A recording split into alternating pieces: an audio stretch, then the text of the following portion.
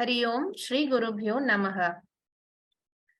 Vakratunda Mahakaya Suryakoti Samaprabha Nirvignam Kuru Me Deva Sarvakaryeshu Sarvada. A warm welcome to all fellow seekers to today's session on Pancadasi.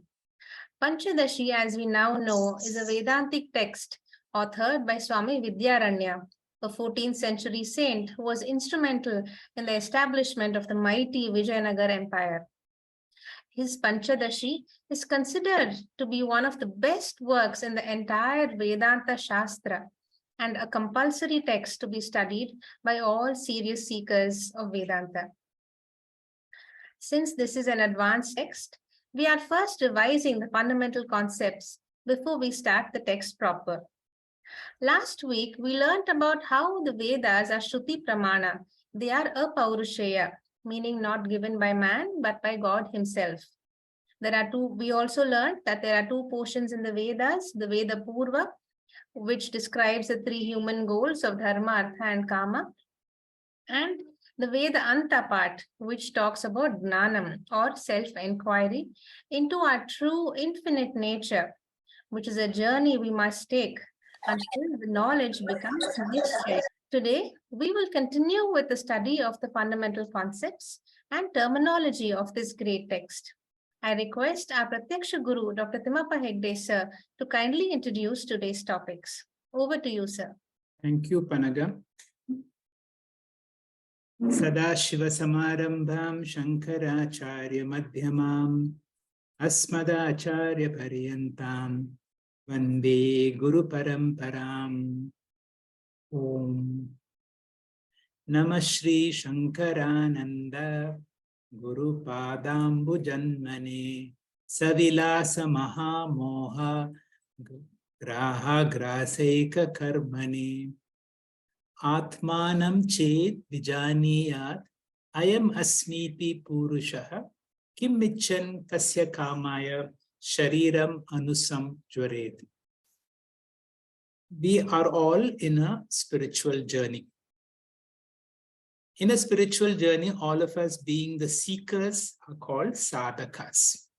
A sadhaka does sadhana as advised by a guru in order to achieve the goal which is called a sadhyam and become a siddha, become an accomplished person. The ultimate perfection that we want to attain is to become siddha or to be accomplished.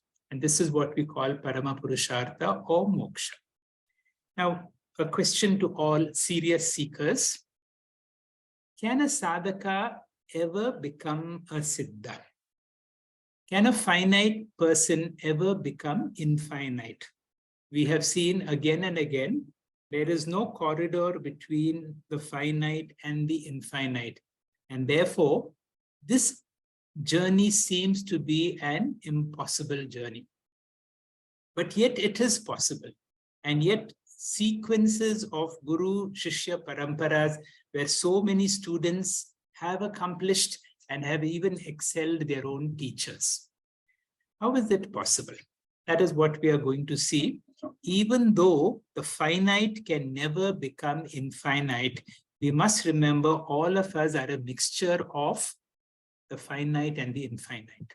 Normally, a sadhaka focuses only on the finite aspect.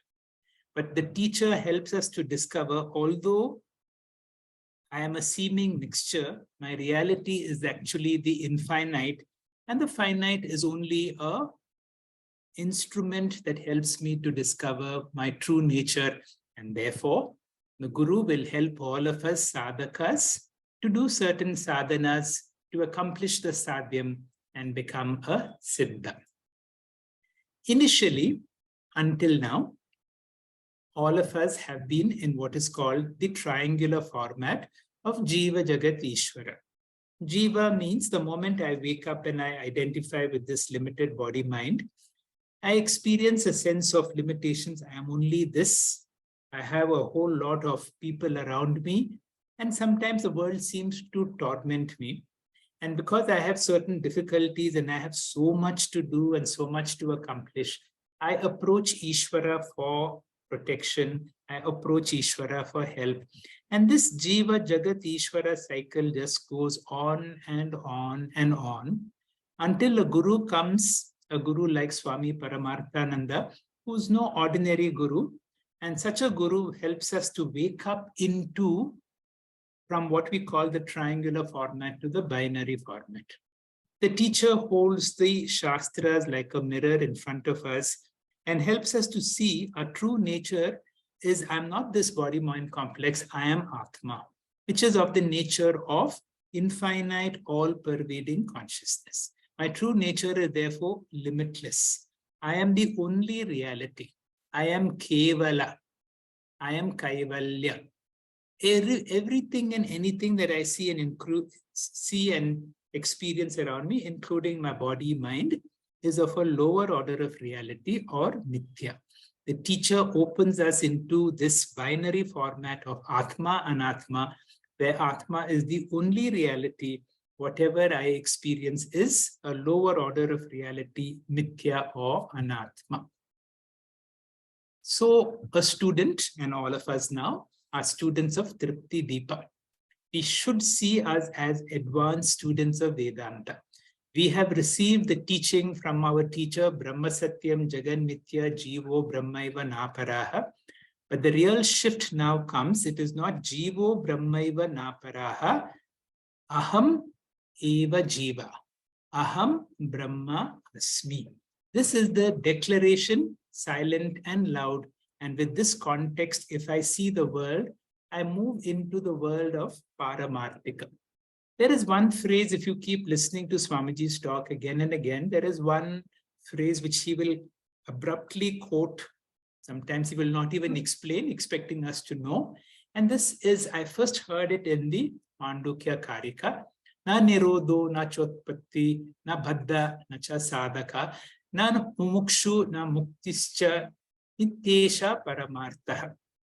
Which is also the 10th verse of the Amrita Bindu Upanishad, which says, this is the reality of Paramarthika. All of us experience this reality every day when we are fast asleep. In Shushupti, or in the dreamless sleep, I experience the closest nature to Atma or the Paramarthika state. When you experience limitlessness, there is neither any activity in the mind nor restraint. We are neither bondage nor engaged. There is neither a seeker nor a liberated person. And this is what is called Yesha Paramartha. When we enter into a new text, into a new domain, there are certain terms which we have studied many times before, but let us have a very clear idea. I have touched on this already. Who is a sadhaka? What is a sadhana? What is the sadhyam or the goal? And who is a siddha purusha? What is triangular format to binary format? Because from now on, we have to log into the binary format. In today's class, we will look into what is this paroksha, pratyaksha, aparoksha. What do you mean by pratibhasika? What is vyavahara? What is paramarthika? What is avanta and the mahavakyas? Our whole quest is from one verse of the Brihadaranyaka Upanishad, which is what we're going to study in Tripti Deepa. In the Brihadaranyaka Upanishad, there is another mantra which is very popular, Asatoma Sadgamaya. Please lead me from that which appears to be real to that which is real. There are two levels of reality, which are apparent reality, and one level of absolute reality, which is called Paramarthika. The Paramarthika is the Turiya state, which we already described as a state of consciousness. The one level lower is when you wake up and when you experience this world through your body-mind, we come to a new level of reality, which is called Vyavahara. For all practical purposes, this world is absolutely real. But this world becomes relatively real from an angle of an awakened person who sees this as a lower order of reality. We will understand this when we wake up from a dream. When we are in a dream, our dream experiences appear to be absolutely real. That reality that we have while in dream is called pratibhasika. And when you wake up from pratibhasika to vyavahara, we are very clear that the dream events don't affect me because a dream event is of a lower order of reality compared to vyavahara. One day when we wake up, and that is the whole objective of the Tripti Deepa Prakaranam, is that when we wake up or we declare ourselves to be Paramarthika, we will be able to see that this world and my body and all that comes along with my body, my family, my possessions, my profession, and so on, compared to Atma consciousness, become a lower order of reality. How do we get knowledge? Today's class is all about Jnanam. And Jnanam can be classified into three terms we should know: what is called Paroksha, what is Pratyaksha, and what is Aparoksha. For example, I wish to go to the Char Dham, and I am always interested to go to Badri and Kedar. Now, I get as much information from books and from YouTube, and then I get some remote information about something that I have not seen directly. I have a lot of information. That information that I have got is called Paroksha. One day, if I get a chance to actually go to Kedar and see that beautiful ambience around where this Kedarnath temple is located, or similarly to Badrinath, and when I see it with my own sense organs, that means I can touch the place with my sense organs, with my hands. I can see it with my eyes. When something is directly perceptible to your sense organs, it may be very far, it may be light years away, like seeing a star, but I'm seeing it with my sense organs, however far it may be. But if some object comes into my area of my sense organs, now I have moved from Paroksha to Pratyaksha. The question is, what is Aparoksha? Now, when we come to Brahma Jnanam, Brahman or Atma is my essential nature. It is my essential subjectivity. It is not outside of me. No teacher can help me to see Brahman because it is the very seer. And therefore, how does the teacher help you to discover yourself? This knowledge about my true nature is neither Paroksha, because it cannot be away from you. It is as closer than the closest. It is closer than Pratyaksha, and it is called Aparoksha. The word Aparoksha means direct. That knowledge which I can get without using my sense organs or in my mind. For example, we are all sitting here. And if I ask you if is Dr. Vasumati here, now I have to look around and see, oh yes, she is here or she is not there. That means to see and verify if somebody is there, I need to use my sense organs to say if somebody is there. But if I ask you, are you here? Do you need to hear? Do you need to touch? Do you need to see yourself? That knowledge, which does not need the mind or the sense organs, is called the most direct knowledge. It is called Aparoksha. And our whole attempt through all these means of wisdom is to discover that I am. That conscious individual, when you say I, it means I am conscious. Am means I am existent. In the Bhagavad Gita, Sri Krishna in the 13th chapter, verse 13, has said, Neyam yat tat pravakshami yad jnatva amrutam ashnute. This knowledge is the real knowledge. What is that knowledge? That knowledge which is worth knowing is about your true nature. What is Pramata? What is Pramanam? What is Prameya? Dr. Vasumati, please. Om Shri Gurubhyo Namaha. Thank you, sir. As just now explained by our Revya teacher, until I come to Vedanta, I have taken myself as a limited human being subject to birth, suffering from old age, and sooner or later going to die. Vedanta tells something radically different about myself, that I am not a mortal or a suffering individual, but I am Nitya Shuddha Buddha Mukta Brahman. Therefore, I have to find out whether my notions about myself is correct or whether the Upanishadic revelations about myself is correct. One has to enter into self-inquiry to verify verify whether I'm Brahman or not. On verification, if I discover that I'm Brahman is a fact, then the greatest advantage is that what I have been seeking all the time, I discover as myself. Therefore, the sadhana here afterwards is not in the form of doing something. The sadhana is in the form of knowing. Since Vedanta is concentrating on knowing sadhana, it is called Gnana Kanda. In Karma Kanda, you have something to do. In Gnana Kandam, you have something to know. So, doing sadhana to knowing sadhana. And when I want to know myself, I face certain problems. If I have to get any knowledge, I require an appropriate instrument for gaining knowledge. Knowledge cannot automatically happen. Certain things happen automatically in life, like, you don't need not do anything. The hair turns gray, the wrinkles appear on the face in spite of a resistance. But there are certain things these are all certain things that are natural consequence. But unfortunately, knowledge doesn't come under that category. Not only spiritual knowledge, but any knowledge, even material knowledge, doesn't happen automatically. If it doesn't happen automatically, we have to take the initiative to make it happen. The initiative is using an appropriate instrument of knowledge. When I want to know the color of an object, I have to operate the eyes. When I have to know the sound, we have to use our ears.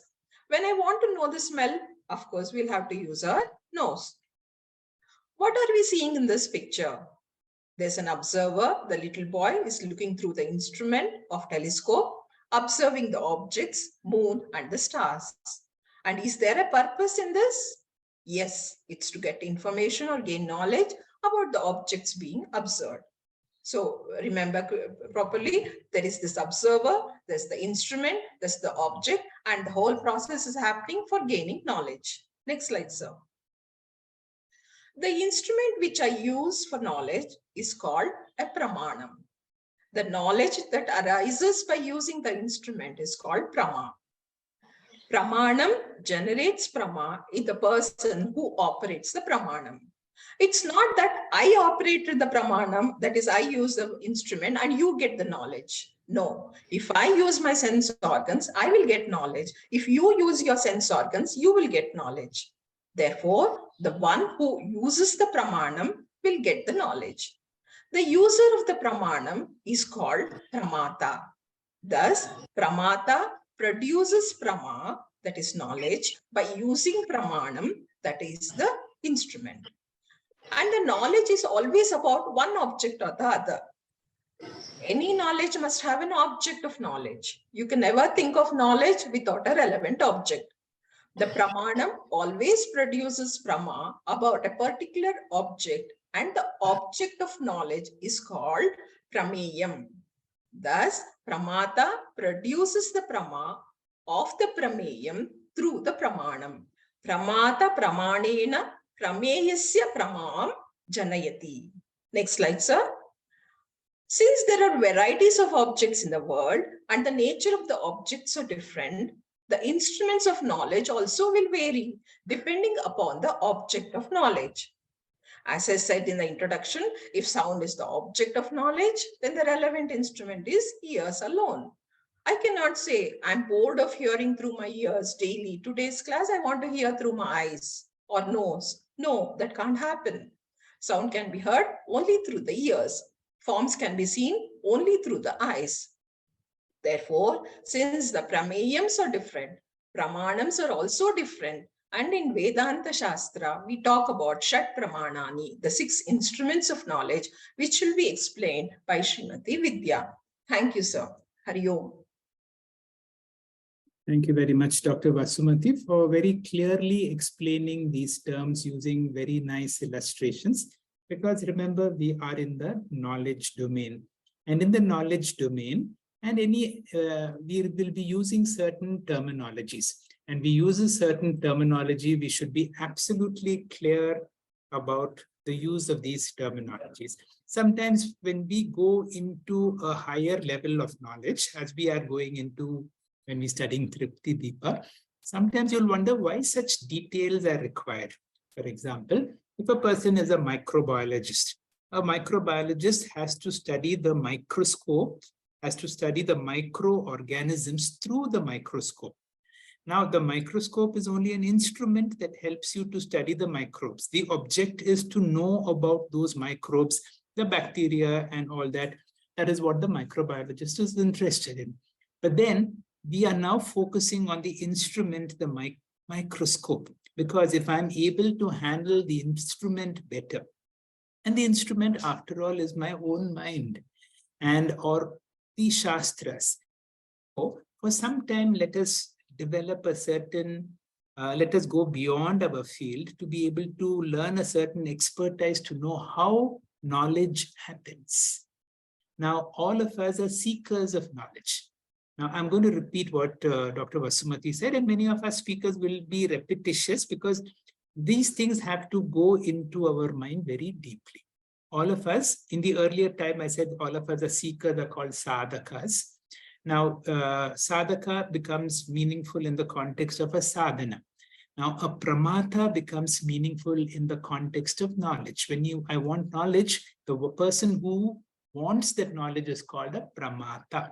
The instrument that I make use to get that knowledge is called pramana. The object that I'm studying using a microscope or telescope, whatever, that object that I'm going to study is called prameyam. So either pramata, use the pramanam to study the prameyam. And then there is one more word. The knowledge that I get when I use this instrument is called prama. There is one more word. And that word is called aprameya. The aprameya is the other word for consciousness. That factor which illumines my mind and in my mind creates a newer individual, which is called, which in this text we will be using the word Chidabhasha. In the next class, I will be explaining these terms. What is Chidabhasha? What is Kutastha? Kutastha is none other than aprameya. Don't get confused by these new terms. We will touch on this many times before. Now, for example, here is a person looking at the wall. Now, the person who's looking at the wall is called a pramata. To see the wall, he uses his eyes. The eyes are the instrument of knowledge called pramanam. The object in front that he wants to know is prameyam. And because of the instrument, in his mind, there is a certain thought modification. There is a large wall in front of me. I cannot proceed in this direction because it is blocking my path. So I get the knowledge, and that knowledge is called a prama. If these terms are clear, we will go to the next topic. Now, in the next topic, I've already spoke to you about pratyaksha jnanam. Now, in pratyaksha jnanam, it is what happens in pratyaksha jnanam. I'm using my sense organs to see an object in front of me, and a suitable thought modification occurs. I'm not going to repeat these terms once again. Vidya will speak about 6 Shad Pramanani, or the 6 means of knowledge. Vidya, please. Shri Gurubhyo Namaha. Thank you, Doctor. Vedanta Shastra talks about Shad Pramanani, 6 instruments of knowledge, by which we obtain accurate and reliable knowledge of the world around us. The first one being Pratyaksham. This is direct perception, acquiring knowledge based on direct experience from our own perception, which involves using the Pancha Jnanendriyani together taken as one means of knowledge. The eyes, the ears, the tongue, the skin and the nose, all these Pancha Jnanendriyani put together is called Pratyaksha Pramanam, through which we know varieties of things, which forms the basic instrument of knowledge. Right from birth, we know things through Pratyaksham only. The second Pramanam is Anumanam, Anumanam or inference. It is to know something indirectly when it is not within the range of Pratyaksham. Swamiji gives the example of a person who, while walking on the road, hears the horn of a car. The ears identify the honking sound, and from that, he infers that there must be a car behind the sound of the horn. For this, one should have seen the car and the connection between the horn and the car. This knowledge of the connection is called Vyapti Jnanam. Here, the horn is known through Pratyaksham, but the knowledge of the car is Anumanam. In the Shastras, the standard example of smoke and the fire is given.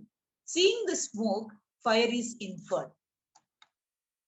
The third is Arthapatti, presumption. This is almost similar to inference. By experiencing one event in the present, one comes to know about another event in the past, even though one has not experienced it. This also refers to the logical conclusions one arrives at while perceiving contradictory or inconsistent realities. Swamiji gives the example of seeing a lot of water on the road. Road is flooded. Then one concludes that it must have rained heavily in the night, even though one did not know due to the sound sleeping in the night. Here, Pratyaksha Jnana is not there, but the water on the road makes one presume that it has rained. This is called Arthapatti. The next Pramanam is Upamanam, comparison. Through comparison also, we come to know about other objects. When we have seen a village buffalo, on seeing a wild buffalo in the forest, even though we have not seen it so far, we immediately understand that it is a wild buffalo. From the experience of one, you get the knowledge of the other through comparison. And this instrument of knowledge is called Upamanam. Knowledge through comparison or analogy is called Upamiti, and the instrument is called Upamanam. The next instrument of knowledge is Anupalabdhi, non-cognition. This is a special instrument for knowing the absence of things. We should understand here that knowledge of the absence is also a form of knowledge. To know the presence as well as the absence requires seeing. Knowledge of the absence is also a knowledge which requires a specific instrument, and that instrument is called Anupalabdhi. If I ask you, do I have a glass of water in my hand? You say there is no glass. How did you know that there is no glass? I saw the absence of glass will be your normal answer. Then what is the absence of the color of the glass? Is there any form for the absence of the glass? We understand that there is no color or form for the absence or abhava. This absence cannot be recognized through sense organs, but it is recognized in a peculiar method. This peculiar method of cognition is called Anupalabdhi. Sixth instrument is Shabda, a verbal communication. Words. All our learning is only through words, either through written or spoken words. Many things are learned through Shabda Pramanam. This is considered an important and authentic means of knowledge. Watching news in the TV is Shabda Pramanam. This is broadly classified into Laukika and Vaidika Shabda. Laukika Shabda means the books and the words given out by the worldly people like physics, chemistry, etc. Vaidika Shabda is not given by human beings, but given by the Lord himself and brought out to the world by human medium through rishis and sages. These are the Shat Pramanani. All our knowledge takes place through one Pramanam or another. For a factual, valid knowledge, one of these 6 instruments of knowledge has to be used. Harihi Om. Thank you, Doctor. Thank you very much, Vidya, for giving us these methods of getting to know things. Of these 2 things, of these, what you have described, of these 6 sources or methods of getting knowledge, 2 are very important. One is called Pratyaksha, where I use my sense organs. And second, when we come into the field of Brahma Jnanam, it is Shabda, or through verbal communication through words. And as you have nicely classified, this can be classified into 2 methods. That means it can be Vaidika or Laukika. Vaidika is based on the Vedas and Laukika is worldly knowledge. Those of us who are into Vedantic studies also know the Vedic Shabdas can be classified into Veda Purva, which deals with a lot of rituals, and Vedanta, which deals with various Jnana Kanda. Now, we have come to that part of the Shabda Pramanam, which is Vaidika and the Vedanta portion. And when you come to the Vedanta portion, especially when you come to Tripti Deepa, you have a further classification of these Vedantic words into two important forms, which we all should know, what is called a Mahavakya and what is called a Avantara Vakya. Now, we are still talking about Vedanta or the Upanishadic words. In the Upanishads, for example, in the Taittiriya Upanishad, we have a word, or the opening verse in the second chapter comes like this: Satyam Jnanam Anantam Brahma Yo Vedanitam Guhaya, and so on. When you learn these descriptive terms about Brahman, as Brahman is Satyam, Jnanam, Anantam, and so on. Now the question is this word a Mahavakya or an Avantara Vakya? Now, Avantara Vakya, as those are the descriptive terms which give you a paroksha or an indirect knowledge of Brahman. When I study Satyam, Jnanam, Anantam, I get to know Brahman as something remote. My teacher is saying, or the Upanishad is saying, Brahman is existent, Brahman is of the nature of consciousness, and Brahman is limitless. This Vakya, which gives you an indirect knowledge, which gives you knowledge about Brahman as an object with certain, certain aspects about it, that is called Avantara. The Avantara means intermediate.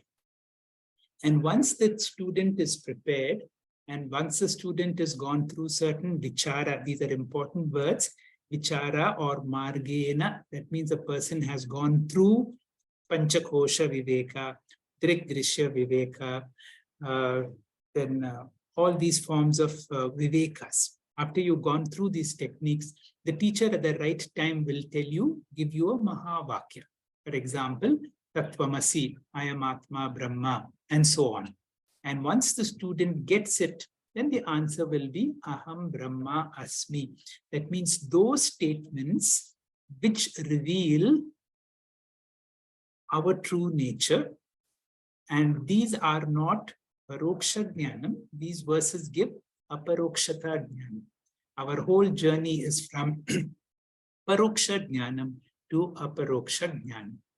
Now, Shiv Kumar will tell us about Pramanam, the two lessons to be learned. Shiv Kumar, please. Hari Om, Shri Guru Bhyo Namaha. Vasumati ji and Vidya ji have wonderfully explained various aspects of Pramanam. Proceeding, we must understand two aspects which are straightforward but important. One, any knowledge does not happen on its own and it needs a Pramanam as a means. And two, that the Pramanam has to be appropriate for the knowledge we wish to gain. Next slide, sir. All our knowledge is acquired through one Pramanam or another. Without a Pramanam, we cannot gain factual knowledge. If we claim any knowledge without the use of one of the Pramanams, it would be considered either a wishful thinking, speculation, imagination, or dreaming. We know that any of these wishful thinking, speculation, imagination, or dreaming do not produce factual knowledge. Hence, knowledge is factual or valid only if it is born out of any one of these 6 instruments of knowledge. Now, the next question is, which instrument should we use for gaining the knowledge of a thing, or do we have a choice in choosing the Pramanam? For example, for taking down notes of the talk, I have a choice of a fountain pen, a ballpoint pen, or a pencil. Similarly, to reach a satsang venue, we have a choice of between a personal vehicle or go by walk if nearby, or use public transport, etc. When we have different instruments for doing things, we have a choice. But do we have a choice when concerned with acquiring knowledge or information. Here, the Shastra emphatically declares, no, there is no choice. For gaining knowledge, we do not have a choice with regard to the instrument with which we can gain that knowledge, because instrument is purely based on the object of knowledge, which we want to know. For example, if we wish to know colors or shapes, do we have option of using any of our sense organs? No, we have only one option, to see. Which is possible only with our eyes. Likewise, if we wish to listen to a musical concert, the need is to listen to the music in the form of sound. And for this, we have to use our ears only. Again, no option. From these examples, it is also clear that it is a choiceless situation. While keeping with the nature of the objects of which we wish to gain knowledge, first, a pramanam is a must, and we have to choose an appropriate pramanam, which is the first lesson. Now, we have an interesting question. Can knowledge happen in meditation? Without going to school or college, by sitting in meditation, can I gain knowledge? Swamiji clarifies that in meditation, we cannot gain any knowledge. In meditation, we are not using any instrument of knowledge. Hence, no new information can happen, but only recycling of the information which is already available will happen. In meditation, if we think of new things are generated, that is purely one's imagination and not valid knowledge. Simply by closing the eyes and inquiring, who am I? It won't work. Next slide, sir. So the first lesson is knowledge doesn't happen, and that knowledge requires a pramanam.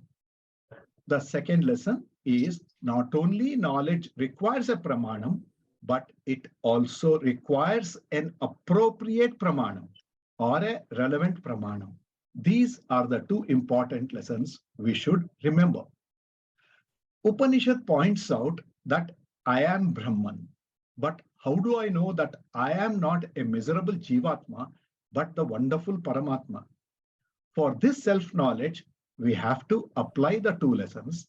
I have to use a pramana, 1, 2, I have to use a relevant means of knowledge or pramanam. For self-knowledge, I need a pramanam, and I must use a relevant means of knowledge out of the 6 pramanams. On analysis, the first 5 pramanams are useless in the acquisition of self-knowledge. Let us listen to Neetaji to understand which pramanam we can use for self-knowledge. Hari Om, Shri Gurubhyo Namaha. Thank you very much, Shiv. As you said, let us listen to Neeta, who will tell us which pramanam to use for what. Neeta, please.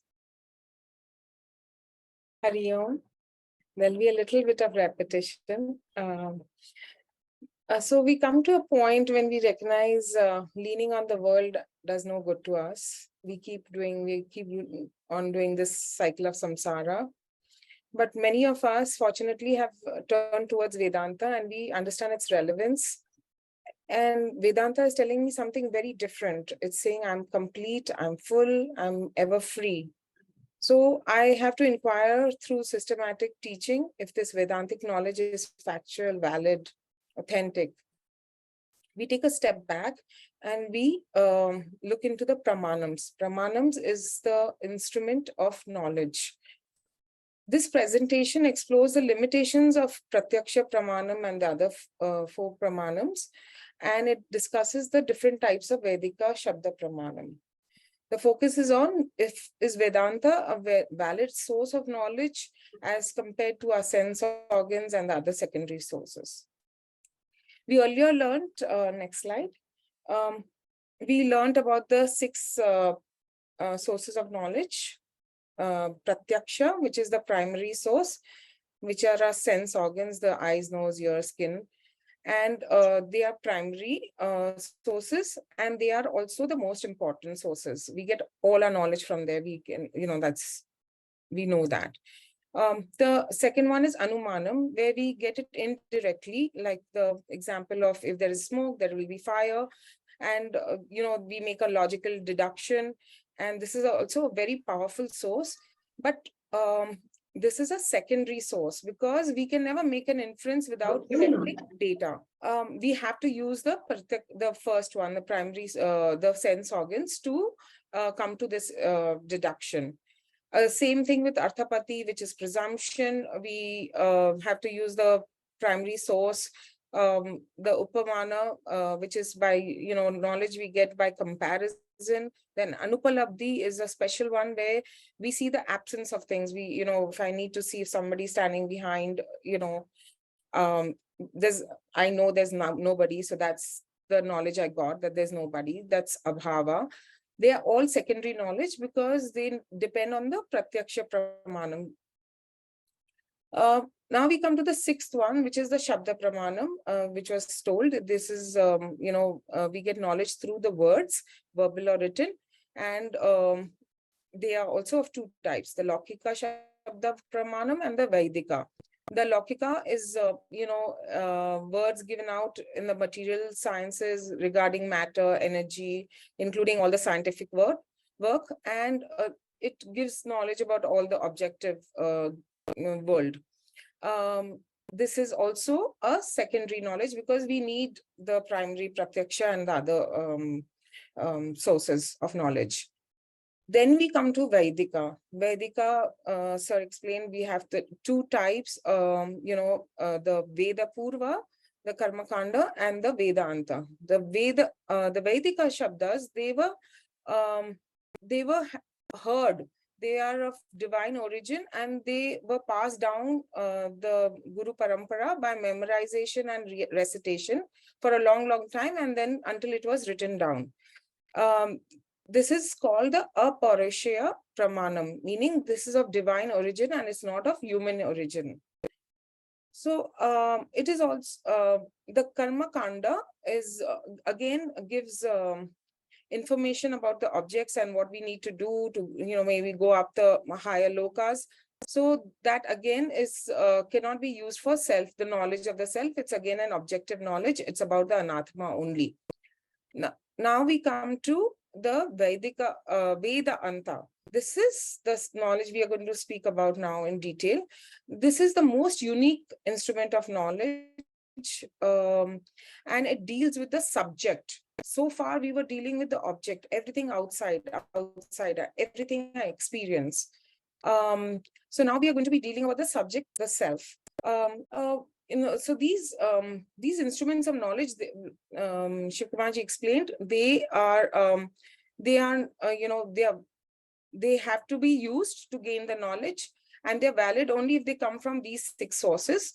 And otherwise, it is all just imagination and wishful thinking. It's all work of mind. And nothing happens new in the meditation. If you are thinking, it's just, the existing knowledge is being recycled.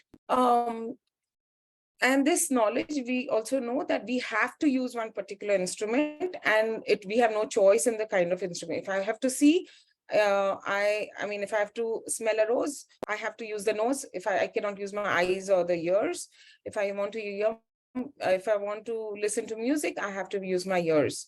And now we want to gain self-knowledge. So which instrument should I use is the question.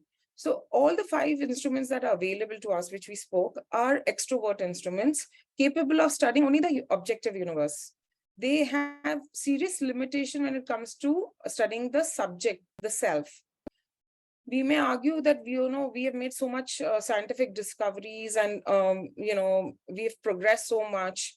But if we inquire, these don't give any more information about the self. Who exactly am I? Am I this body? We know we've discovered. So far, we are not.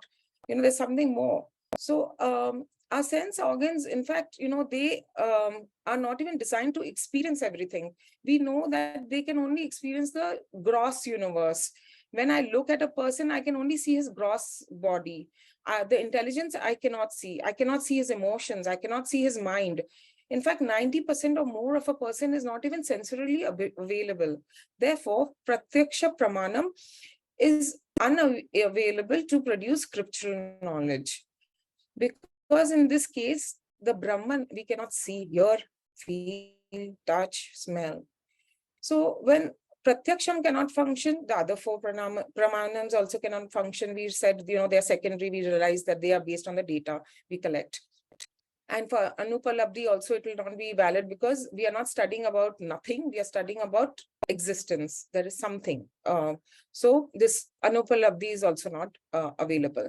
And we also spoke Laukika, is not valid for us. So Brahman, the self, can be only known through Vedanta, the Jnana Kanda. The knower cannot be known even through the most powerful Paurushaya instrument. Paurushaya, all the man instruments available through the human origin. Vedanta says we cannot get a comprehensive picture of an individual or the truth behind the world based on these Pratyaksha Pramanam and the other secondary Pramanams, right? Shastra Pramanam or Vedanta Pramanam is the only very significant one to get the true nature of the self. It is important that every student must have this clear idea regarding the status of this Veda. It is of divine origin. It is not created by the human intellect, and traditionally it is passed down by memorization and recitation. It must be accepted as a valid, reliable source. For seeing the color, we need the eyes. We accept that.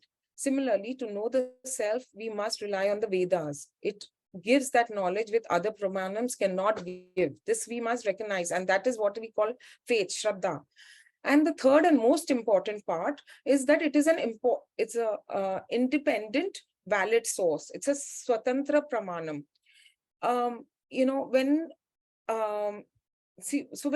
The nose, we cannot validate from the nose cannot validate the color and the form, right? What we see in the eyes, we cannot validate with our nose or the ears. We can only, the eyes are independently valid and they cannot be validated by any other sense organs. So we accept that they are self-validating. Same way, the Vedas must be approached as an independent means of knowledge. It cannot be proved by or disapproved by any other pramanam. The other sources cannot validate, and it is accepted as a valid independent source. Pratyaksha and other Paurushaya pramanams are self-valid in the material world, and Veda pramanam is self-valid and independent in the spiritual world. Pratyaksha and the other four pramanams we spoke about are self-valid in the outside material world. I'm repeating. Veda pramanam is self-valid and independent in the spiritual world. When we want to know material knowledge, the first five pramanams are enough. However, if we want to get a holistic, comprehensive knowledge of the self, we need to use all the six pramanams. Vedas will play the prominent role and the other five will play a supportive role. This we must recognize. Vedanta cannot be complete. It's not a completely rational system. It is derived from, not derived from reasoning alone. But Swamiji says it's not irrational either. It is regulated reasoning and it does not contradict to reasoning. And that is Shraddha. So in conclusion, next slide. The Paurushaya Pramanams are inadequate for self-knowledge. And just like the eyes need the mirror to see themselves, we use the scriptural mirror, the Vedantic words, the Shastra Pramanam, along with the Guru, as a means to study and reveal our true nature. It is an independent source, cannot be validated by other sources, and it may not be rational, but then it's not irrational or contradictory to the Paurushaya Pramanams. Hari Om. Thank you, sir. Thank you. Thank you very much, Neeta, for giving us the importance of the Veda Pramanam and what is the way in which we have to see it. Because this is where Shraddha comes. That is the way we see scriptures. Scriptures are also called gospel. Gospel means it is literally spelled out by God. Just like when I see a car coming in front of me with my eyes, I will move out of the way so to protect myself, because I validate it as a useful means of knowledge. So too, if a person has that shraddha, then the scriptural words will become gospel truth. And when the scriptures declare I am that, then I will be able to take it as I am that. So what is the nature and the process of spiritual enlightenment? Now we are in that process. So therefore we have to make use of the Guru and the Shastras, and that is why whatever we are discussing is so important. Now, as I get exposed to the teachings of the Vedanta from the teacher initially makes a paroksha jnanam about Brahman. And then when I am ready, he will give you the aparoksha jnanam that whatever he was speaking about is none other than my true nature. And then when I dwell on this teaching, then comes a moment when I say, I have knowledge and therefore I am free. The whole journey in our Tripti Deepa Prakaranam is to be able to convert the paroksha jnanam that I have got from the study of the Gita and the Upanishads to the aparoksha jnanam. A guru will systematically and verbally communicate through Shabda Pramanam, through the explanation of our scriptures, both the paroksha and the aparoksha aspect. It is through Shraddha that I will be able to ascertain when these words, and when the teachers say, you are that, I have to be able to say, yes, thank you very much, I am that. In order to be able to study these scriptures, we need certain prayers that will help us to remove all these obstacles. And there is a beautiful prayer which always is chanted at the time when there is a master and the student, and that is this Shanti Pata Om Sahana Vavatu. Jyoti will explain this beautiful mantra to us. Jyoti, please. Hari Om, Shri Guru Bhyo Namaha. This is the Shanti Patha from the Kathopanishad. Om Sahana Vavatu Sahanau Bhunaktu Saha Viryam Karavavahai Tejasvinavadhitamastu Ma Vidvishavahai. Om Shanti Shanti Shanti. Next slide, please. This is a small and popular mantra which is very relevant for study. In other Shanti mantras, the prayer is very general, seeking physical health, mental health, wealth, long life, etc., but with the objective of accomplishing jnana. This is, however, a unique Shanti Pata and is chanted by the student. The meaning of the mantra goes like this. May he, the Lord, protect both of us. May he nourish both of us with knowledge. May both of us make effort for the capacity for knowledge to take place. May what is studied by us be brilliantly clear. Let there not be any misunderstanding. Let there be freedom from three possible obstacles. And that's why the Shanti, Om Shanti is chanted 3 times. The forces over which we have no control, which is Adidevika, from the beings around us, Adi Bhautika, or from factors centered on ourselves, which is Adhyatmika. The both of us referred to here is the student is praying for himself and for the Guru. Om Sahana Vavatu. Om means the one who protects, which is a being or a source of blessing. The word Saha here means he. Who is this in reference to? Because it's a pronoun. Saha is a pronoun and it can stand for any noun. For example, if I'm talking about Ram and I use the pronoun Saha in reference to him, that is in reference to him. If I've talked about Krishna, then the same pronoun Saha refers to Krishna. Therefore, a pronoun is relevant only after using a noun. But here the prayer itself begins with a pronoun. So when you say he without any contextual reference, Sri Shankaracharya says that it only means one thing, and that is Bhagavan. Ha is used to emphasize or to emphatically say that definitely and without fail, protection may happen. And no means us both. In Sanskritam, there are 3 numbers, singular, dual, and plural. The no here is the dual number, speaking of us both. Avatu means protect. Av is the root word and it is used in the sense of protecting. The word Om also is derived from the same root as Avatu, which is the root Av. And what do you mean by protection? Sri Shankaracharya says here that the context is the study of scriptures. In any other context, protection can come from diseases or death or any other obstacles. But in the Vedantic class, protection can only be in the form of receiving the knowledge, protection from ignorance and from wrong understanding or distractions. So the student says, "O Lord, may you protect us from distractions, from wrong understandings and from filtered understandings." Sahana bhunaktu. The word bhunaktu also means to protect. Why then is it repeated here in the Upanishad? It is not, without an meaning or without an intent that it is repeated here. The root bhuj in the verb bhunaktu is also in the sense of protection. It does not mean eating here. Another meaning for bhuj is, or bhojan, as you may know it, is eating. In this case, in such a case, the verb ending would have been different. Sri Shankaracharya beautifully comments, Prathamam Gnana Pradhanena Avatu, Anantaram Gnana Phala Pradhanena Avatu.